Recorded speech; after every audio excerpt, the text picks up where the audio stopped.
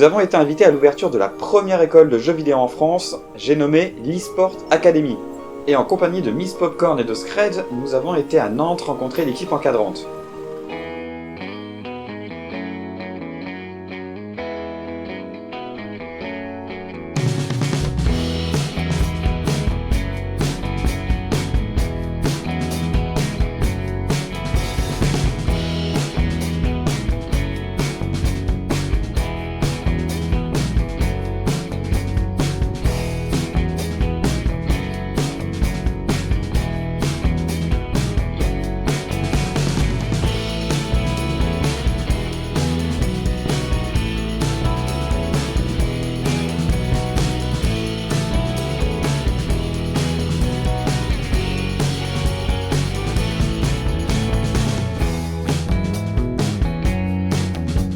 Mais qu'est-ce qu'une école de jeux vidéo?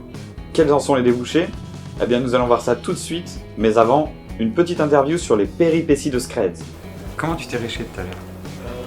Comment je me suis cassé la gueule, c'est ça? Alors c'était mouillé en fait, et le problème sur un petit skate qu'on appelle des skate cruiser, c'est qu'il n'y a pas de grip dessus. Du coup quand ça mouille, tu te casses la gueule, c'est tout. En gros c'est Scred et il n'est pas doué, c'est tout. C'est le reste du métier.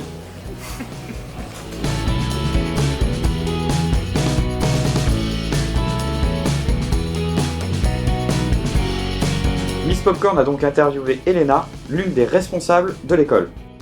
Pourquoi avoir ouvert une école d'e-sport?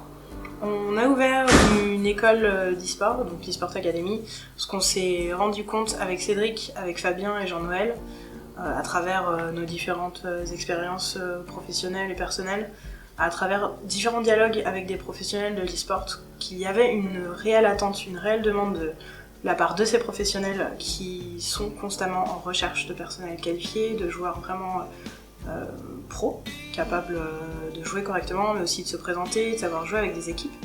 Et on a eu de plus en plus de demandes de la part de familles, de joueurs qui se demandaient comment ils pouvaient aider leurs enfants qui avaient vraiment envie de devenir joueurs professionnels ou bien managers d'équipe. Comment intégrer des structures, comment ouvrir leur entreprise. Et on s'est dit que pourquoi pas, vu qu'il y avait tellement de personnes désireuses d'y arriver, c'est maintenant ou jamais. Donc on y est allé. Comment faire pour intégrer l'académie? Actuellement, on en est donc à notre toute première promotion. Ce qui s'est passé au niveau de la sélection, c'est qu'on leur a demandé en premier lieu de remplir un dossier disponible en ligne sur le site de l'académie.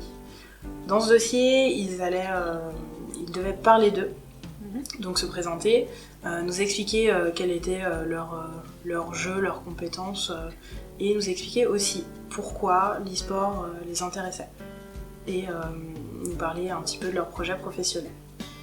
Une fois qu'on a reçu ces dossiers, on en a reçu un petit peu plus d'une centaine. On a dû faire une première sélection et ensuite on a eu des entretiens individuels.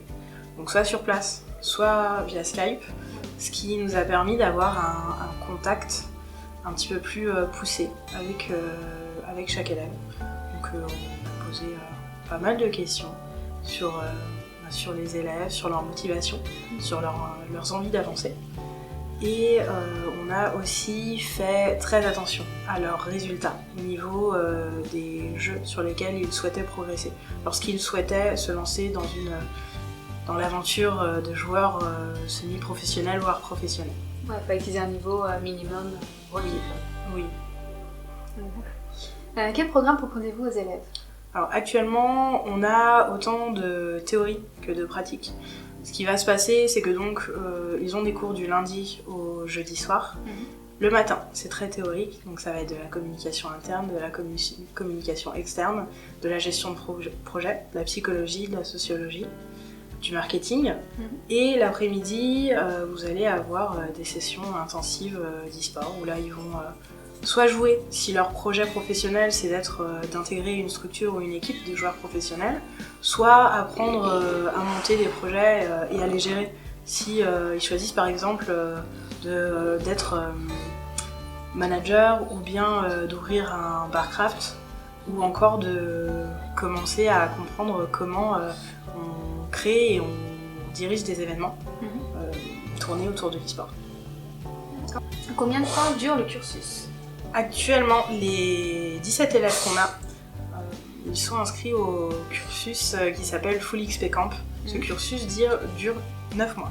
Pendant ces 9 mois, ils vont pas faire toujours la même chose. Ça va être découpé en 3 temps. Donc les 3 premiers mois, on va leur faire découvrir tout ce qu'on peut leur faire découvrir. Donc ils vont exercer différents postes au sein d'une équipe si ils souhaitent devenir joueurs professionnels. Ils vont rencontrer des gens du milieu professionnel. On va essayer de tout leur faire voir. C'est pour ça aussi que les 3 premiers mois, ils ont énormément de cours différents, de cours théoriques différents. Ensuite, une fois qu'on a vu ensemble vers quelle carrière on pouvait les amener, ils vont passer 3 mois intensifs à ne faire que les choses pour lesquelles ils sont joués et les choses où ils ont envie d'avancer. À la fin de ces 6 mois, ils ont la possibilité de faire 3 mois de stage au sein de structures partenaires à l'école. Quels sont les principaux jeux travaillés? On a actuellement du League of Legends, Call of Duty et Smite, ainsi que Heroes of the Storm. Donc on est plutôt axé MOBA.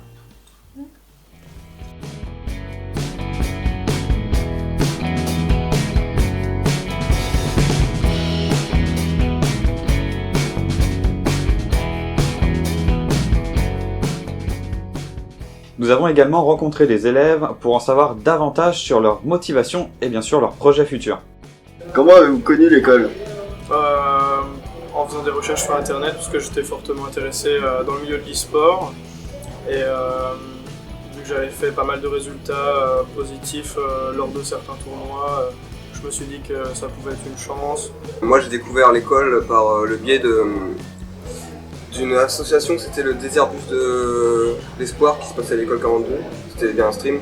J'ai vu Fabien qui parlait de l'école 10 minutes à peine, et du coup je suis allé me renseigner, et suite à ça j'ai postulé, voilà. Pourquoi le e-sport?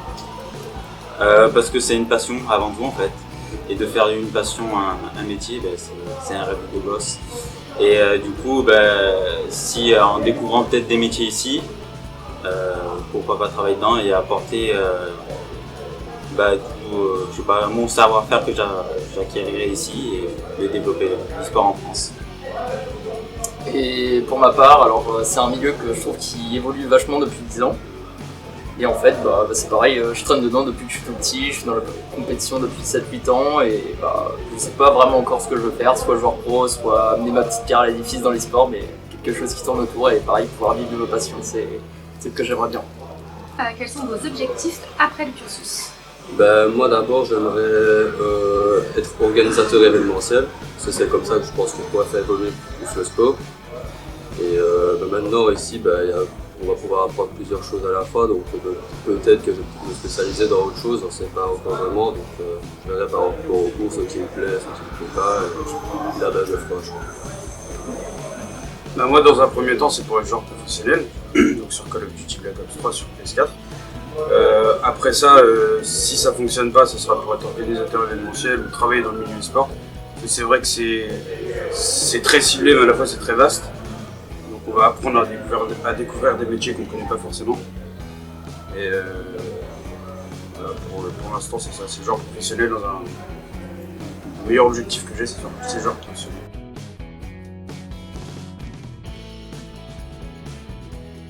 Vous pouvez trouver tous les liens pour en savoir plus sur l'eSport Academy directement dans les commentaires. A bientôt dans une prochaine vidéo.